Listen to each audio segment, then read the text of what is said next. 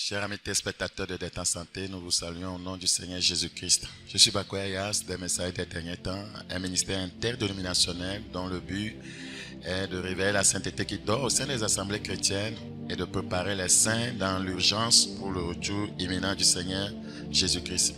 Je salue tout le monde, tous les frères et sœurs qui nous suivent chaque vendredi à 21h30 sur cette antenne. Je salue les collègues pasteurs. Que Dieu bénisse tout le monde. La fois passée, nous vous avons entretenu sur un thème ressuscité pour la gloire. Et nous avons parlé de la gloire terrestre. Ce soir, nous allons nous attarder sur la grande gloire, la gloire à venir, la félicité éternelle. Prions s'il vous plaît. Père, nous te recommandons ta parole. Prions que tu l'utilises pour ouvrir les yeux de tes enfants et les amener à se préparer pour ce jour glorieux. Merci pour cette grâce. Au nom de Jésus, nous avons prié.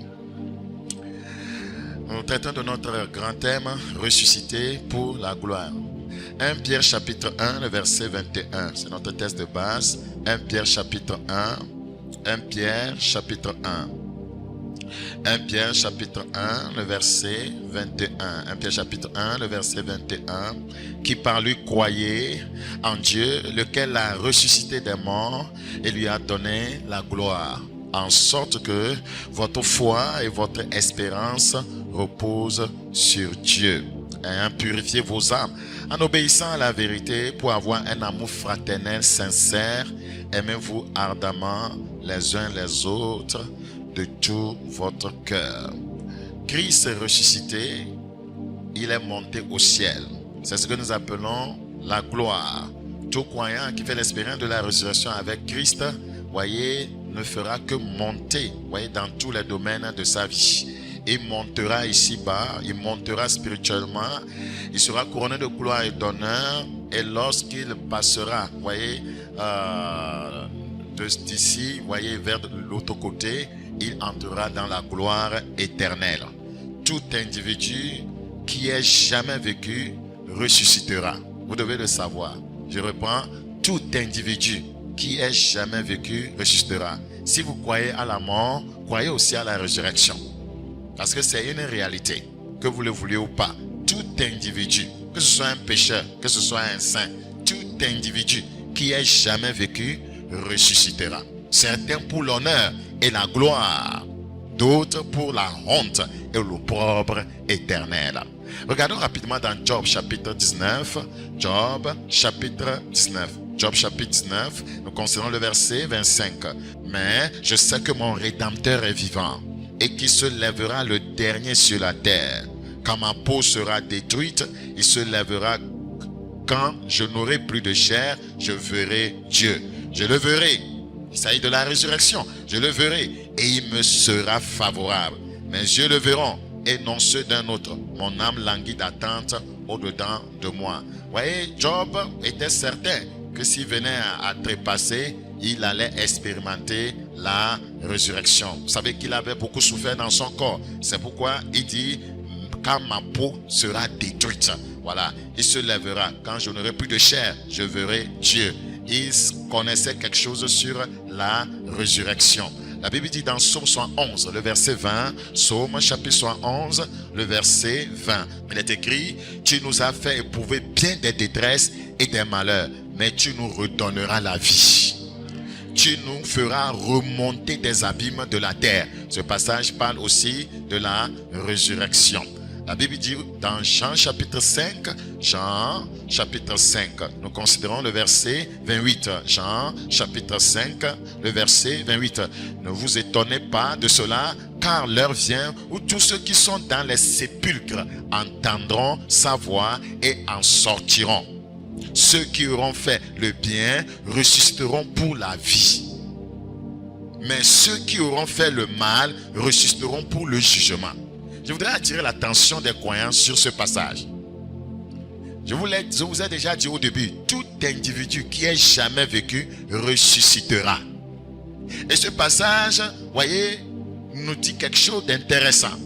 Ceux qui auront fait le bien ressusciteront pour la vie. C'est-à-dire de la vie éternelle, de la félicité éternelle, de la grande gloire. Mais ceux qui auront fait le mal ressusciteront pour le jugement. Ceux qui auront fait le bien, ceux qui se seront, voyez, alignés sur la parole de Dieu, ceux qui auront vécu, voyez, les enseignements de Christ, ceux qui se seront éloignés du péché, ceux qui auront fait l'expérience de la mort, voyez, de l'ensevelissement et la résurrection avec Christ, voyez, ressusciteront pour la vie. Mais ceux qui auront fait le mal, ceux qui sont demeurés dans leur péché, voyez, ceux qui ont pratiqué l'immoralité, la mondanité, ceux qui ont pratiqué le meurtre, les avortements et qui sont morts dedans, la Bible dit, ils ressusciteront aussi, mais pour le jugement. Voyez, notre but en tant que croyant, voyez, c'est de pratiquer le bien jusqu'à notre mort pour ressusciter pour la vie. Je prie que cette grâce soit mon partage, ton partage.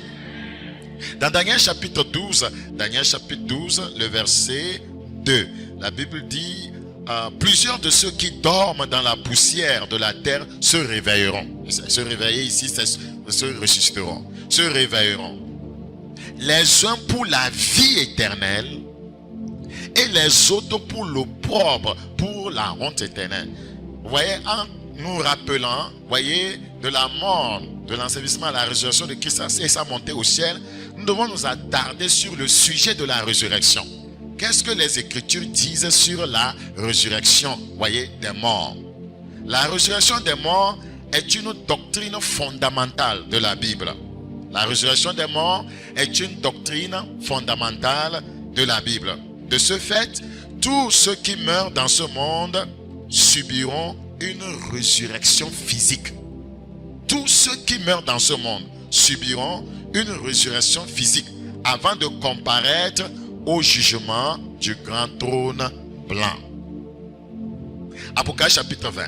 Apocalypse chapitre 20. Apocalypse chapitre 20. Apocalypse chapitre 20. Nous allons lire le verset 11 à 15.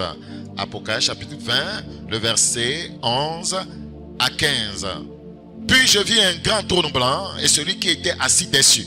La terre et le ciel s'enfuirent devant sa face. Et il ne fut plus trouvé de place pour eux. Et je vis les morts, les grands et les petits, qui se tenaient devant le trône. Qui se tenaient devant le trône. Je vis les morts, les grands et les petits, qui se tenaient devant le trône blanc. Des livres furent ouverts. Et un autre livre fut ouvert. Il y a des livres, il y a un livre spécial aussi. Et un autre livre fut ouvert. Celui qui est le livre de vie.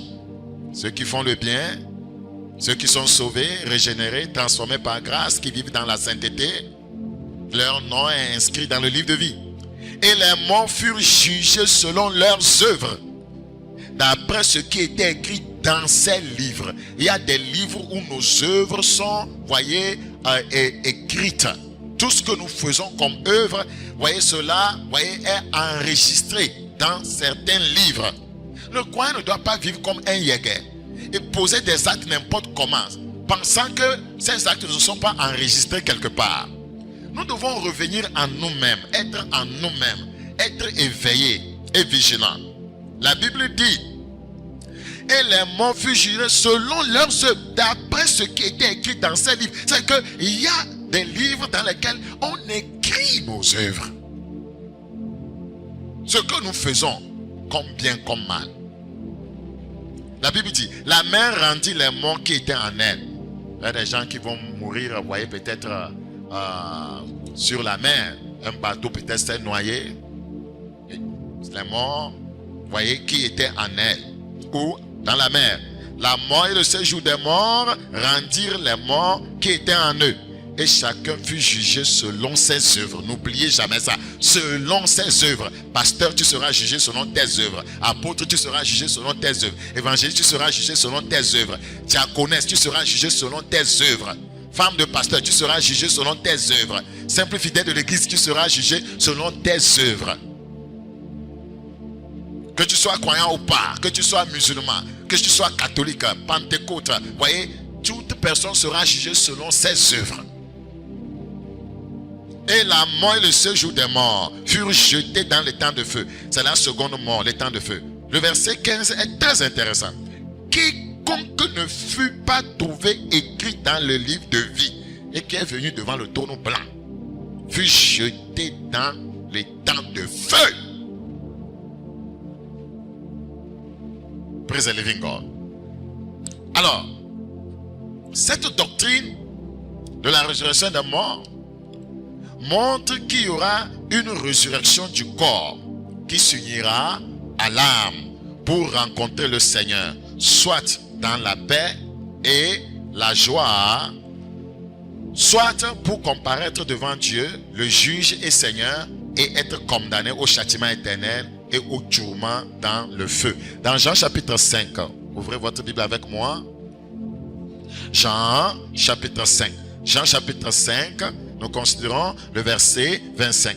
La Bible dit, en vérité, je vous le dis, l'heure vient, et elle est déjà venue, où les morts entendront la voix du Fils de Dieu, et ceux qui l'auront entendu vivront. Ça y est, de la résurrection.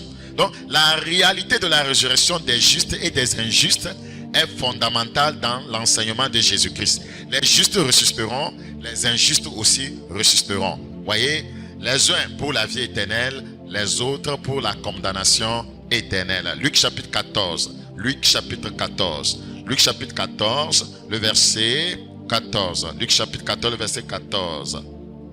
Et tu seras heureux de ce qu'il ne peut pas te rendre l'appareil, car elle te sera rendue à la résurrection des morts. Nous allons lire à partir du verset 13 pour mieux comprendre, s'il vous plaît.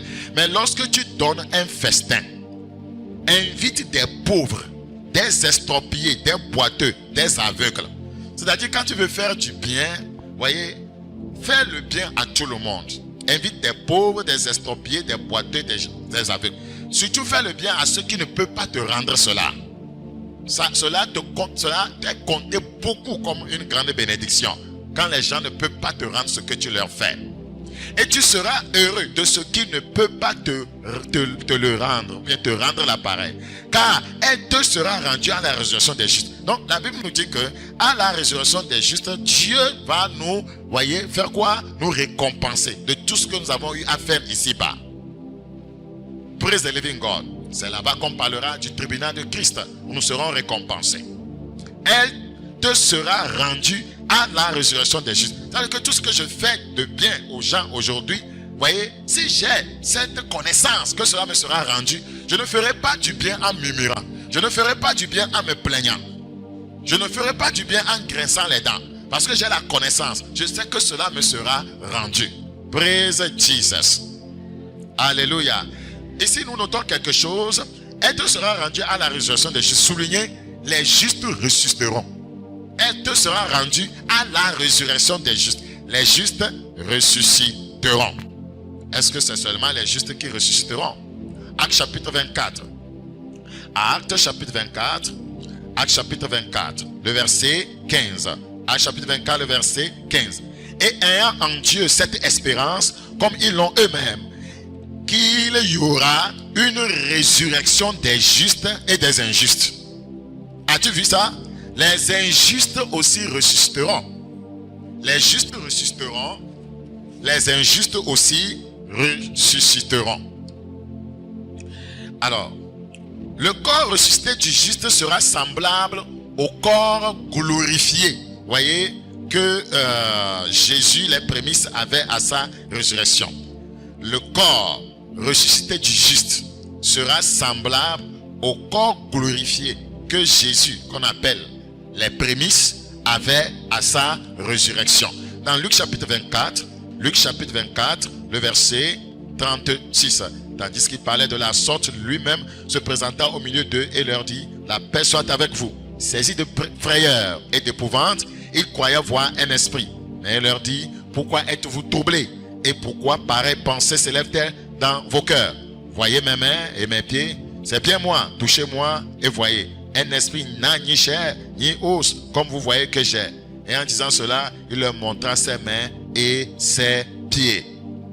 Comme dans leur joie, ils ne croyaient point encore et qu'il était dans l'étonnement, il leur dit, avez-vous ici quelque chose à manger? Il lui présentait du poisson rôti et un rayon de miel. Il en prit et il en mangea devant eux. Christ est ressuscité, voyez, et tandis que les apôtres étaient, voyez, casés quelque part, voyez, il est apparu au milieu d'eux. Ça, c'est un corps glorifié. Un homme naturel ne peut pas disparaître comme ça et entrer, voyez, n'importe où comme il veut. C'était un corps glorifié. Praise the living God. Praise the living God. Regardez dans 1 Jean chapitre 3, le verset 2. 1 Jean chapitre 3, le verset 2. Bien-aimés, nous sommes maintenant enfants de Dieu. J'espère que tu es enfant de Dieu. Nous sommes maintenant enfants de Dieu. L'enfant de Dieu, c'est maintenant. Ce n'est pas après. Enfant de Dieu, c'est maintenant. Ce n'est pas dans 2 ans. Dans 2 ans, je vais me donner au Seigneur Jésus. Toi qui m'écoutes, voyez, et tu es en train de retarder ton salut. Non, c'est maintenant qu'il faut être enfant de Dieu. C'est maintenant le jour du salut. C'est le jour de la repentance. Voyez, je vais passer encore un peu de temps avec ce copain. Voyez, et l'année prochaine, je vais devenir enfant de Dieu. Non, c'est maintenant qu'il faut devenir enfant de Dieu. Je vais continuer un peu avec les avortements. L'année prochaine, je vais me convertir, devenir enfant de Dieu. Non, c'est maintenant qu'il faut être enfant de Dieu. Je vais continuer un peu avec cette corruption, ce détournement de fonds. Vous voyez, lorsque j'aurais bâti ma maison, je vais cesser de détourner les fonds. Non, c'est maintenant qu'il faut abandonner cela, faire ta restitution et devenir enfant de Dieu. Praise the living God. Bien-aimés, nous sommes maintenant enfants de Dieu et ce que nous serons n'a pas encore été manifesté. Nous serons glorifiés. Mais nous savons que lorsque cela sera manifesté, nous serons semblables à lui. Il est glorieux. Nous serons comment? Semblables à lui. Parce que nous le verrons tel qu'il est. Tous les corps ressuscités seront immortels. Tous les corps ressuscités seront immortels. Que ce soit les corps des injustes, que ce soit les corps des justes, tous les corps ressuscités seront immortels. Regardez rapidement avec moi dans Marc chapitre 9, le verset 42. Marc chapitre 9, nous considérons le verset 42. Marc chapitre 9, le verset 42. Mais si quelqu'un scandalisait un de ces petits qui croient, il vaudrait mieux pour lui qu'on lui mit au cou une grosse meule de moulin et qu'on le jetât dans la mer. Si ta main est pour toi une occasion de chute, coupe-la, mieux vaut pour toi entrer manchot dans la vie que d'avoir les 2 mains et d'aller dans la géhenne, dans le feu qui ne s'éteint point. Si ton pied est pour toi une occasion de chute, coupe-le. Mieux vaut pour toi entrer boiteux dans la vie que d'avoir les 2 pieds et d'être jeté dans la géhenne, voyez, dans le feu qui ne s'éteint point. Et si ton œil est pour toi une occasion de chute, arrache-le. Mieux vaut pour toi entrer dans le royaume de Dieu n'ayant qu'un œil que d'avoir 2 yeux et d'être jeté dans la géhenne, où leur ver ne meurt point. Les corps ressuscités seront immortels, où leur ver ne meurt point, et où le feu ne s'éteint point. Car tout homme sera salé du feu. Le feu est un conservateur. Car tout homme sera salé de feu. Les corps ressuscités des saints posséderont différents degrés de gloire. Les corps ressuscités des saints posséderont différents degrés de gloire. Regardons rapidement dans 1 Corinthiens chapitre 15 à partir du verset 39. 1 Corinthiens chapitre 15. 1 Corinthiens chapitre 15. Non, laissez la parole de Dieu nous enseigner. 1 Corinthiens chapitre 15, verset 39. C'est pourquoi nous allons lire beaucoup. 1 Corinthiens 15, 39. Toute chair n'est pas la même chair. Vrai ou faux? Toute chair n'est pas la même chair. D'ailleurs, voyez, de façon charnelle, il y a des gens qui sont noirs, il y a des gens qui sont, comment vous appelez, blancs. Il y a aussi les rouges, n'est-ce pas? Voyez, donc toute chair n'est pas la même chair, mais autre est la chair des hommes, autre celle des quadrupèdes, autre celle des oiseaux, autre celle des poissons. Il y a aussi des corps célestes et des corps terrestres, ça c'est vrai. Mais autre est l'éclat des corps célestes, autre celui des corps terrestres. Autre est l'éclat du soleil, autre l'éclat de la lune, et autre l'éclat des étoiles. Même une étoile diffère en éclat d'une autre étoile. Ainsi en est-il de la résurrection des morts. C'est-à-dire qu'il y aura différents degrés, voyez, de gloire. Ainsi en est-il de la résurrection des morts. Le corps est semé corruptible, il ressuscite incorruptible. Il est semé méprisable, il ressuscite glorieux. Il est semé infirme, il ressuscite plein de force. Il est semé animal, il ressuscite corps spirituel. Il y a un corps animal, voyez, il y a aussi un corps spirituel. C'est pourquoi il est écrit, le premier homme, Adam, devint une âme vivante. Le dernier Adam est devenu un esprit vivifiant. Mais ce qui est spirituel n'est pas le premier, mais ce qui est animal, c'est-à-dire charnel, vous voyez, ce qui est charnel. Ce qui est spirituel vient ensuite. Le premier homme tiré de la terre est terrestre, le second homme est du ciel. Tel est le terrestre, tels sont aussi les terrestres. Et tel est le céleste, tels sont aussi les célestes. Et de même que nous avons porté l'image du terrestre, nous porterons aussi l'image du céleste. Ce que je dis, frère, c'est que la chair et le sang ne peuvent hériter le royaume de Dieu. Il nous faut la nouvelle naissance. Et il faut devenir des êtres spirituels si nous voulons hériter le royaume des cieux. Et que la corruption n'hérite pas l'incorruptibilité. Voici, je vous dis un mystère, nous ne mourrons pas tous, mais tous nous serons changés. En un instant, en un clin d'œil, à la dernière tempête, la tempête sonnera et les morts ressusciteront incorruptibles. Et nous serons changés. Car il faut que ce corps corruptible revête l'incorruptibilité et que ce corps mortel revête l'immortalité. Personne ne peut aller au ciel avec ce corps mortel. Donc nous serons changés d'abord. Nous allons revêtir un autre corps avant d'aller au ciel. Parce qu'au ciel, ce sera l'éternité. Vous voyez, si nous y allons avec un corps mortel, beaucoup mourront au ciel. Donc, ça veut dire qu'on va créer un grand cimetière au ciel, voyez, pour enterrer les croyants qui sont arrivés. Mais cela, voyez, n'aura pas lieu là-bas. Nous vivrons éternellement. Praise the living God. Alléluia, alléluia. Lorsque ce corps corruptible aura revêtu l'incorruptibilité et que ce corps mortel aura revêtu l'immortalité, alors s'accomplira la parole qui est écrite. La mort a été engloutie dans la victoire. Vous savez, au cours de la période comprise entre la mort, c'est-à-dire quand l'âme se sépare, vous voyez, de l'âme, c'est ce qu'on appelle la mort. Donc je dis, au cours de la période comprise entre la mort et la résurrection, l'homme est en droit de se demander où se trouve l'âme. Quand mon âme se sépare de mon corps, elle se trouve où? L'âme du saint à la mort va immédiatement rejoindre Dieu au ciel. L'âme du saint à la mort va immédiatement rejoindre Dieu au ciel. Tu fermes les yeux ici, tu les rouvres immédiatement, voyez, dans sa présence. Je parle bien de l'âme du saint, celui qui est né de nouveau, transformé par grâce. Celui, voyez, qui vivait dans la justice et dans la vérité.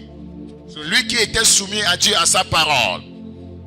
Voyez, lorsque son corps se détache de son âme va rejoindre immédiatement le Seigneur au ciel. C'est ce que nous appelons le paradis. Luc chapitre 23. Luc chapitre combien? Luc chapitre 23. Je prie que Dieu nous accorde la grâce de comprendre ces choses. Je prie que Dieu nous accorde la grâce de comprendre ces choses. Ce sont des choses qui ne sont pas enseignées. Les chrétiens sont ignorants de ce qui les attend. Nous sommes là, mariage, mariage, prospérité, prospérité, élévation, élévation. Voyez, puissance, puissance. Qu'est-ce que les Écritures enseignent sur la résurrection? Voyez, des justes et des injustes. Luc chapitre 23, le verset 39. Luc 23, le verset 39. La Bible dit, l'un des malfaiteurs crucifiés l'injuriait disant, n'es-tu pas le Christ? Sauve-toi toi-même et sauve-nous. Mais l'autre le reprenait et disait, ne crains-tu pas Dieu, toi qui subis la même condamnation? Pour nous, c'est justice, car nous recevons ce qu'ont mérité nos crimes. Mais celui-ci n'a rien fait de mal. Et il dit à Jésus, souviens-toi de moi quand tu viendras dans ton règne. Ce monsieur savait qu'il allait mourir sur la croix. Jésus lui répondit, je te le dis en vérité, aujourd'hui, quand tu vas mourir là, aujourd'hui, tu seras avec moi dans le paradis. quand le Saint meurt, parce que ce monsieur venait de se repentir à la croix, ce monsieur venait de se convertir, la repentance, ce n'est pas quelque chose, voyez, de terrible qu'on ne peut pas faire. Regardez sa repentance. Regardez sa repentance simple. Il a reconnu qu'il, voyez, était un pécheur. Il a reconnu que ce qu'il vivait, c'était à cause de ses crimes. Et il a demandé au Seigneur de lui faire grâce. Le Seigneur venait de pardonner ce monsieur et avait donné l'ordre depuis la croix d'inscrire son nom dans le livre de vie. Alléluia. Praise the living God. Ceci doit nous donner de l'assurance que, voyez, quand un de nos bien-aimés se sépare de son corps, il se retrouve en même temps chez le Seigneur au paradis. Dans une joie ineffable et glorieuse. Dans une joie comment? Ineffable et glorieuse. Bon, comme nous nous sommes attachés à lui, c'est normal que nous exprimons notre douleur par des pleurs, des lamentations. Mais vous devez savoir que, en fait, voyez, c'est un jour glorieux pour cette personne, pour ce saint-là, pour cet enfant de Dieu-là. C'est un jour tellement glorieux, heureux. Un jour, voyez, qu'il attendait. Praise the living God. Quelle assurance bénie. C'est une assurance bénie. Jésus lui répondit, je te le dis en vérité, aujourd'hui, pas demain, aujourd'hui, tu seras avec moi dans le paradis. Dans le paradis. Je dis dans le paradis. Praise the living God.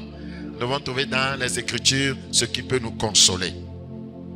Rappelez-vous, Lazare. Vous vous souvenez de Lazare? Lazare, le juste mourut et fut porté par les anges dans le sein d'Abraham où il fut consolé. Regardons rapidement dans Luc chapitre 16. Luc chapitre 16. Nous considérons le verset 19.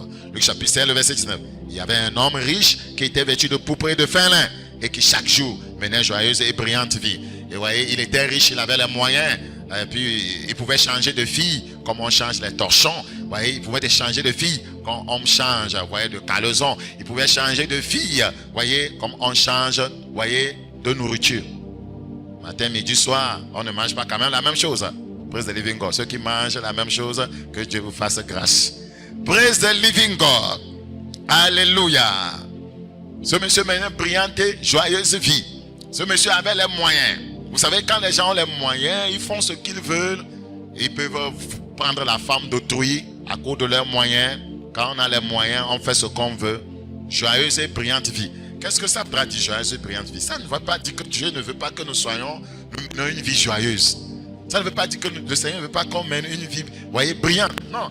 Et si c'est une vie, voyez, qui s'opposait, voyez, à la parole de Dieu. C'était une vie mondaine. Cette vie-là contrastait avec les enseignements bibliques. C'était une vie mondaine. C'est ce que les Écritures veulent, voyez, dire. Voilà, c'est ce à quoi les Écritures font allusion. Un pauvre nommé Lazare. Est-ce que le Seigneur est en train de dire que nous devons être pauvres? Il y a des gens qui disent que je vais mourir pauvre comme Lazare pour aller au ciel. Je suis désolé. Tu peux te retrouver en enfer. Ce n'est pas parce que nous sommes pauvres que nous allons au ciel. Nous allons au ciel parce que nous sommes nés de nouveau. Nous sommes transformés par la grâce de Dieu. Ce n'est pas parce qu'on est riche qu'on va en enfer. Voilà, on va en enfer parce qu'on a rejeté Christ. Praise Jesus. Un pauvre nommé Lazare était couché à sa porte couvert du sein et désireux de se rassasier des miettes qui tombaient de la table du riche. Et même les chiens venaient encore lécher ses ulcères. Le pauvre mourut. Qu'est-ce qui s'est passé en même temps à sa mort? Il fut porté par les anges dans le sein d'Abraham. Les Écritures nous enseignent que quand le juste meurt, qui vient le prendre? Répondez, qui vient le prendre? Les anges. Les anges. Les anges viennent le prendre.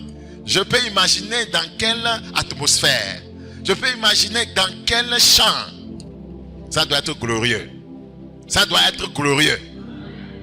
Alors, si les anges de Dieu viennent prendre le juste, maintenant, quand le méchant meurt, qui vient le prendre? Les anges déchus. Et ils viennent. Je peux imaginer aussi l'atmosphère. Certainement qu'ils doivent être en noir. Vous voyez, avec des cornes sur la tête, en train de chanter. Oh, baba, enfer, fer. Chè, chè, chè. Oh, baba, enfer. Chè, chè, chè. Personne ne m'accompagnera comme ça. Je dis, personne ne m'accompagnera comme ça. Donc nous devons payer le prix pour ne pas être, voyez, suivi par de tels accompagnateurs. Voyez, des chants bizarres. Voyez, des chants démoniaques. S'il y a des chants célestes, s'il y a des chants glorieux, il y a des chants démoniaques. Il y a des chants sataniques. Je prie que Dieu nous accorde la grâce, voyez, de demeurer fermement en lui. Le pauvre mourut et il fut porté par les anges dans le sein d'Abraham qu'on appelle le paradis. Le riche mourut aussi et il fut enseveli. Et on n'a même pas parlé de fait que les anges sont venus. Il fut enseveli voudra dire qu'on a organisé tellement des cérémonies funèbres pour lui. Il fut enseveli. On a demandé aux prêtres d'arriver. On a loué des orchestres, 5 chorales. Voyez, à Pétonné Djidjo. Donc on a chanté, on a dit ce qu'on pouvait dire. C'était un homme bon. Hein? Il donnait l'argent à l'église. Mais il menait joyeuse et brillante vie. Il avait des copains, des copines. Mais le prêtre viendra. Non, il a créé des orphelinats. Mais il avait 3 femmes. Mais le prêtre ne fera pas allusion à ça. Voyez, il nous a aidé à construire ce temple. C'est bien. Mais le prêtre ne dira pas que c'était un voleur, c'était un escroc, c'était un délinquant. Voyez, nous devons faire attention. Nous devons faire attention. Nous devons mourir dans le Seigneur. Praise the living God. Le Saint-Esprit est en train de dire ici, quand on dit qu'il fut enseveli, voyez, qu'on a organisé des obsèques glorieux pour cet homme. À quoi c'est d'organiser des obsèques glorieux pour quelqu'un alors que son âme va, voyez, en enfer, dans les flammes, dans les tourments? Ça ne sert à rien. Ça ne sert à rien. Nous allons voir la suite, s'il vous plaît. La Bible dit, au verset 23, dans le séjour des morts, on parle du riche homme. Il n'est pas parti au séjour des morts, voyez, spécialement là où se trouvent les pécheurs, parce qu'il était riche, non. C'est parce qu'il n'avait pas Jésus. Il leva les yeux et tandis qu'il était en proie au tourment. Nous sommes en train de voir là où va le pécheur quand il meurt. La Bible nous a fait comprendre que le juste, comme Lazare, lui, il est porté par les anges au paradis, dans le sein d'Abraham. Le pécheur, lui, va où? Dans un lieu de tourment. Donc quand un pécheur meurt ici, immédiatement, voyez, il ouvre les yeux dans un lieu de tourment. Quand un voleur, quand un fornicateur, un menteur, un adultère, un colérique, un calomniateur, un masturbateur, voyez, un escroc, un faux pasteur, un faux enseignant meurt, il ouvre les yeux immédiatement dans un lieu de tourment. Et savez-vous que la mort peut venir, voyez, de façon fatale. La mort peut te prendre comme un filet. Prends, voyez, le poisson à l'improviste dans l'eau. Vous comprenez pourquoi la Bible dit veillez et priez? Vous comprenez pourquoi, voyez, Luc chapitre 1, 74, 75 nous enjoint de mener, voyez, la vie de justice et de sainteté tous les jours de notre vie. J'ai l'impression qu'on est en train de s'amuser dans le corps de Christ. Nous sommes en train de nous amuser avec notre âme. Nous sommes en train de nous amuser avec notre âme. Regardez, il s'écria, Père Abraham, aie pitié de moi et envoie Lazare pour qu'il trempe le bout de son doigt dans l'eau et me rafraîchisse la langue, car je souffre cruellement dans cette flamme. Il souffre comment? Cruellement dans cette flamme. Si le paradis est comme, voyez, comment on dit, la chambre d'attente pour la grande gloire, la félicité éternelle, la nouvelle Jérusalem, ce lieu de tourment, vous voyez, sera aussi une salle d'attente pour entrer maintenant dans les temps de souffre. C'est pas terrible ça? Il souffre déjà, mais ce n'est pas encore ça. Il doit attendre en souffrant là-bas pour que lorsque le moment viendra, qu'on le jette dans les temps de feu et de souffre qui est la seconde mort. Abraham répondit, mon enfant, souviens-toi que tu as reçu des biens pendant ta vie et que Lazare a eu les maux pendant la sienne. Maintenant, il est ici consolé et toi tu souffres. Qu'est-ce qui se passe après la mort du croyant? Il est consolé. Je dis, quand un croyant meurt, il est consolé. Praise the living God. Praise Jesus. Il est consolé. La Bible dit, maintenant, il est ici, où? Au paradis, consolé. Il est ici, consolé. Et toi, tu souffres. Quel passage. Un passage terrible. D'ailleurs, il y a entre nous et vous un grand abîme, afin que ceux qui voudraient passer d'ici vers vous ou de là vers nous ne puissent le faire. Le riche dit, je te prie donc, Père Abraham, d'envoyer Lazare dans la maison de mon père, car j'ai 5 frères. Ce monsieur, vraiment, c'est dans ce lieu de tourment qu'il est devenu humain. C'est-à-dire, il pense maintenant à ses frères. Il pense au salut de ses frères. Qu'est-ce que ça veut dire? Le lieu de tourment est un lieu où, quelle que soit votre méchanceté, avant d'y aller, vous ne le souhaiterez jamais à un plus méchant que vous. Vous n'allez jamais souhaiter ce lieu à Hitler. Jamais. Vous ne le souhaiterez jamais à un sorcier. Vous ne pouvez jamais vous taire en disant, hein, les pécheurs là, eux aussi, ils n'ont qu'à venir. Non. C'est que vous aimeriez que l'homme ne vienne pas là-bas. C'est ce qui se passe avec cet homme-là. C'est aussi grave, hein? Mais les croyants ont oublié ces choses. C'est un enseignement impopulaire. C'est pour qu'il leur atteste ces choses, le verset 21, afin qu'ils ne viennent pas aussi dans ce lieu de tourment. Abraham répondit, ils ont Moïse et les prophètes qui les écoutent. Ils ont les hommes de Dieu, ils ont les enseignants. S'ils écoutent leur message basé, fondé sur les Écritures, ils ne viendront pas là-bas. Je peux vous le dire avec assurance. Si vous écoutez ce que je vous enseigne par la grâce de Dieu, vous éviterez ce lieu. C'est la vérité. Vous allez éviter de vous rendre dans ce lieu. Si moi-même qui prêche, je ne pratique pas l'enseignement, je ne peux pas éviter ce lieu. Dieu ne fait pas exception de personne. C'est la vérité. Rappelez-vous, Étienne, au seuil de la mort, qu'est-ce qu'il dit? Acte chapitre 7. Acte chapitre 7. Acte chapitre 7. Je suis en train de vous dire, lorsque, voyez, à la mort, le corps se sépare de l'âme. L'âme, voyez, du saint se sépare de son corps.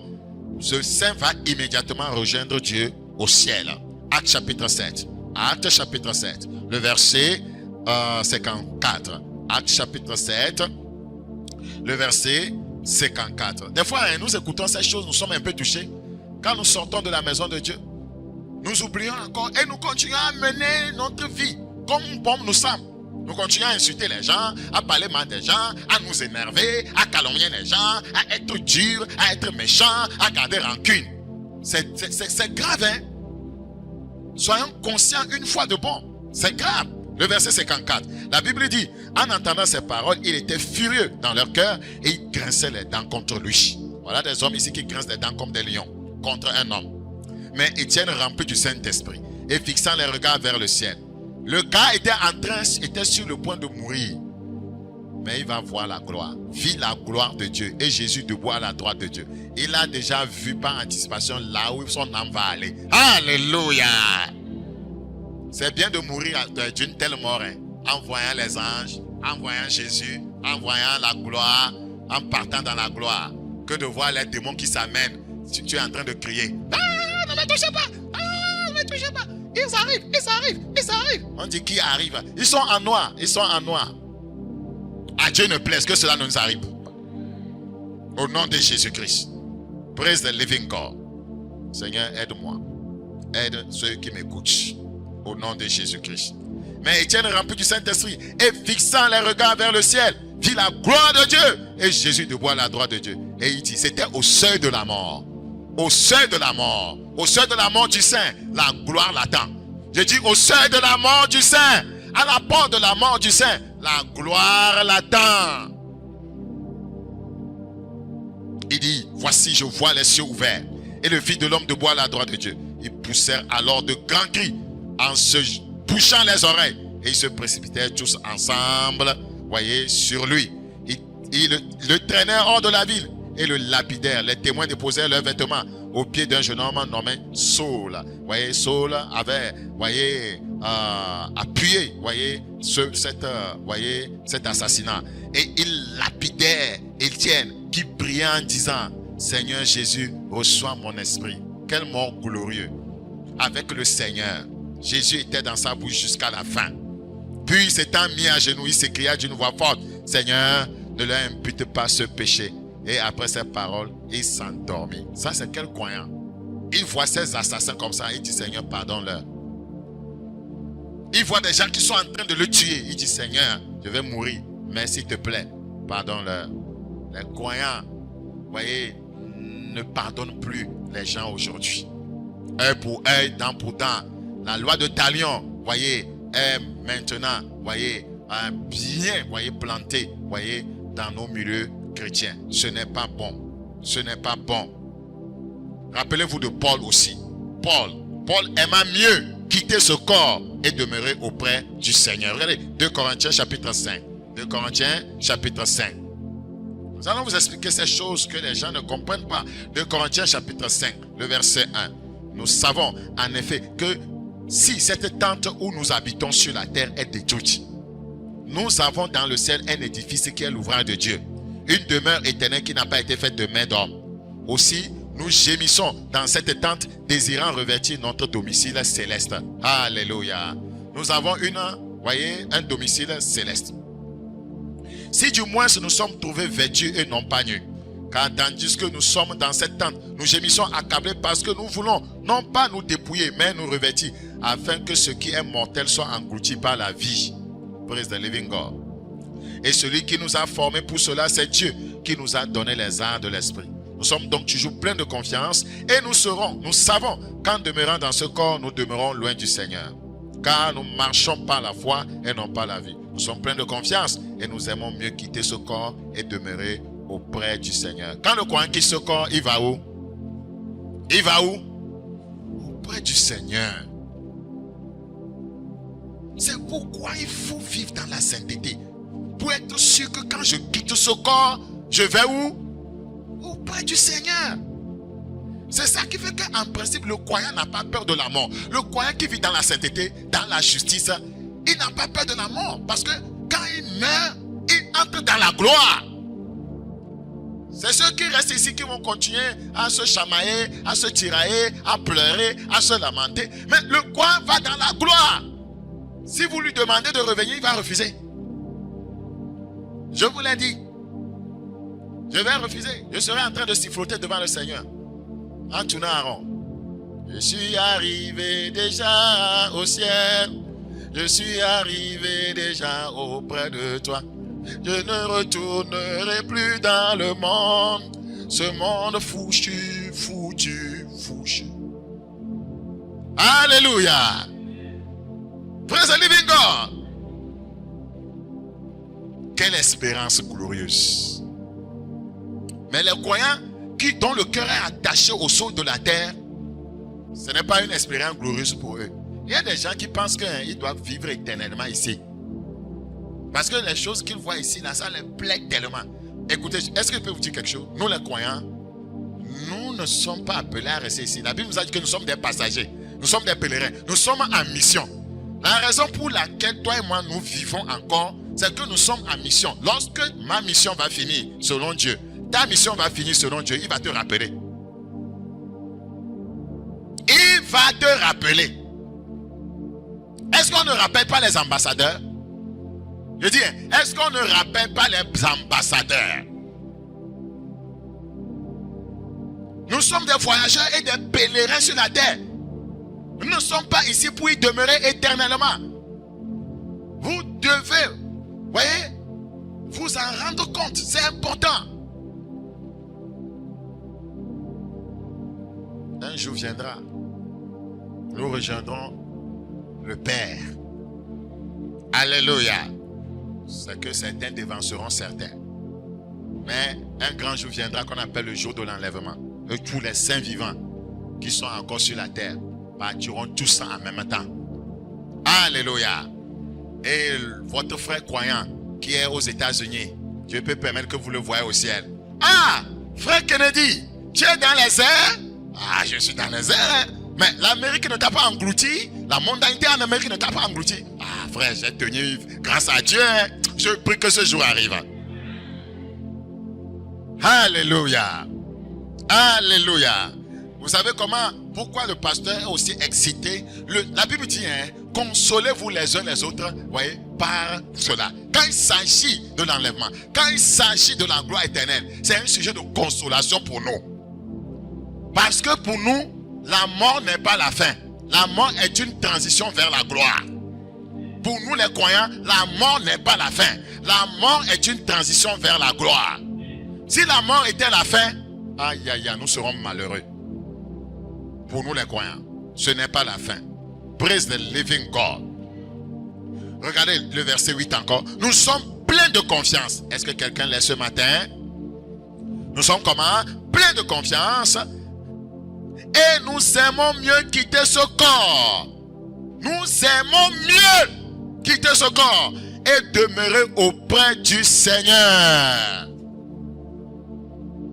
Regardez, c'est pour cela aussi que nous nous efforçons de lui être agréable.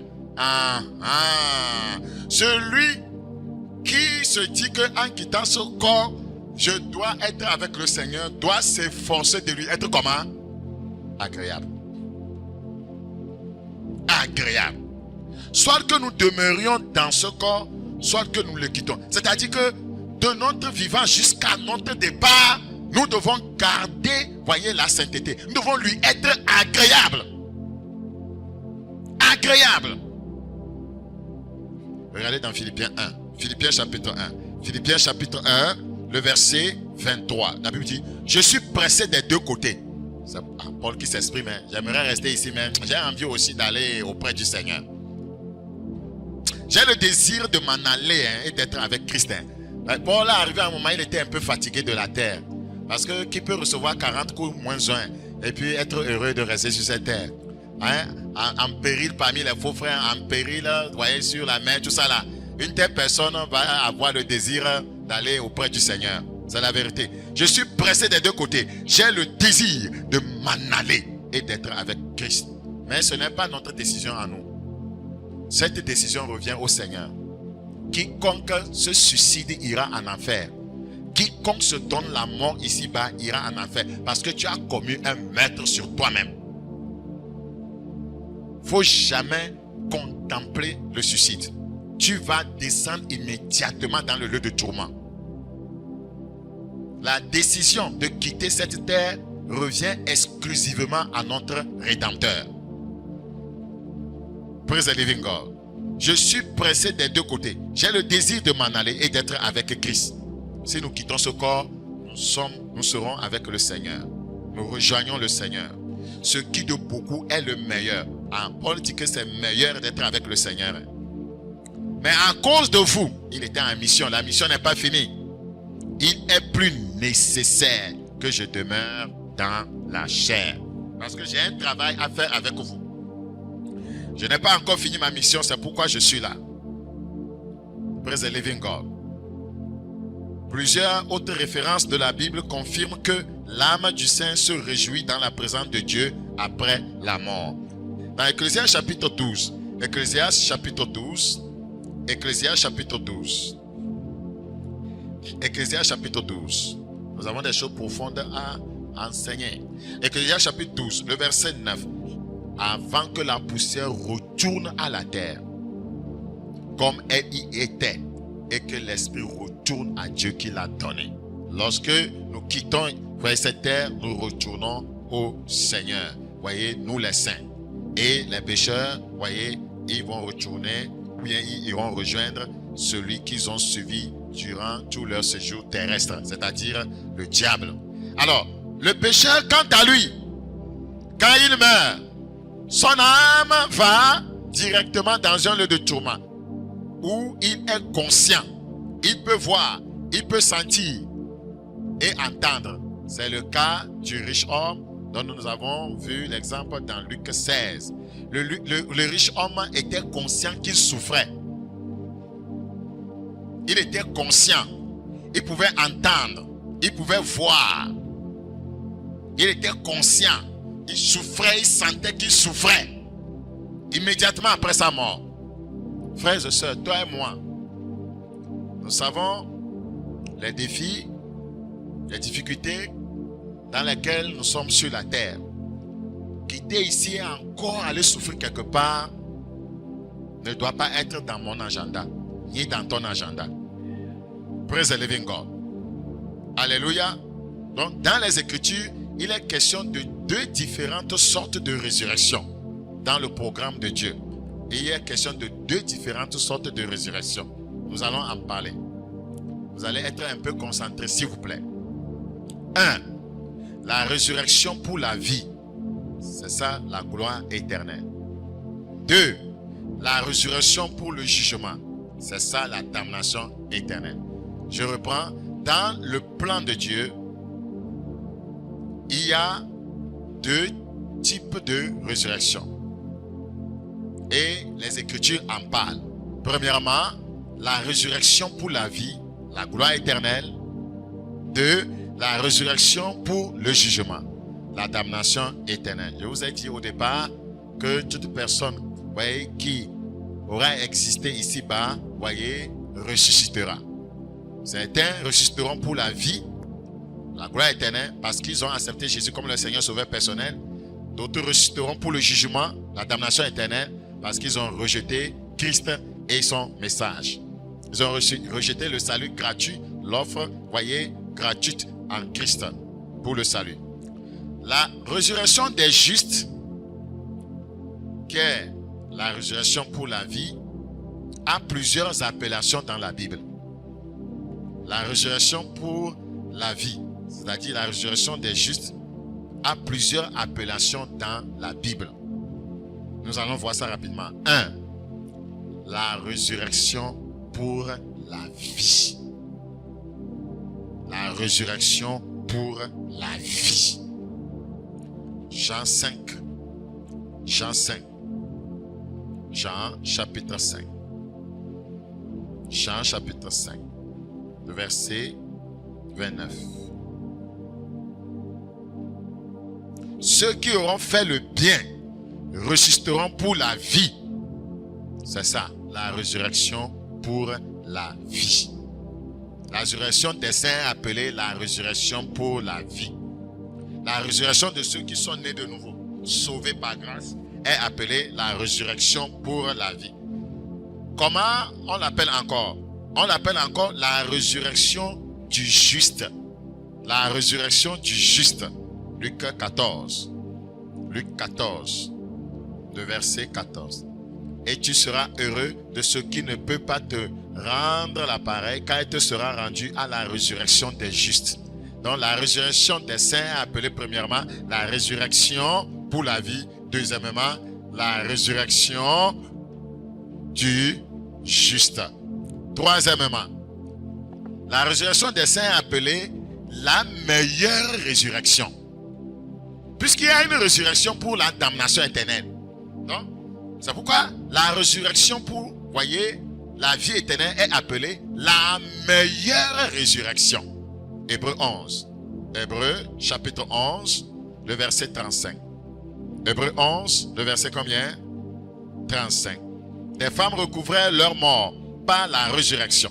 D'autres furent livrés au tourment et n'acceptèrent point de délivrance afin d'obtenir une meilleure résurrection.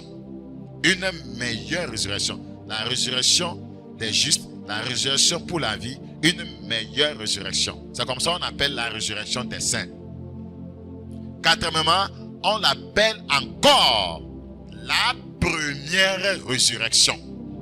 Parce que la première résurrection regroupe la résurrection de tous ceux qui iront, voyez, ou bien qui auront la vie éternelle. C'est pourquoi on l'appelle la première résurrection. Apocalypse chapitre 20. Apocalypse chapitre 20. Apocalypse chapitre 20. La mort n'est pas la fin. Il y aura la résurrection des justes et des injustes. Mais la résurrection des justes est appelée la résurrection pour la vie.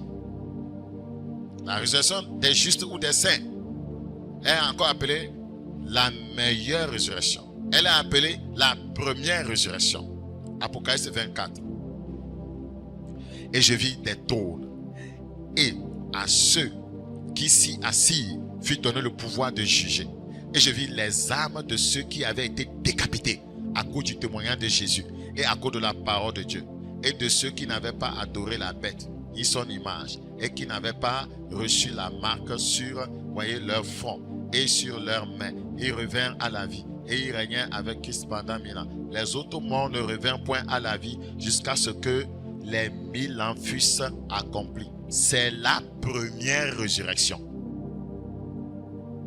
La résurrection des justes est appelée la première résurrection. Tous ceux qui passeront le règne millénaire avec Christ, voyez, la première résurrection. Ma prière, c'est que chacun d'entre nous puisse se retrouver dans la première résurrection. Alléluia. Praise the living God.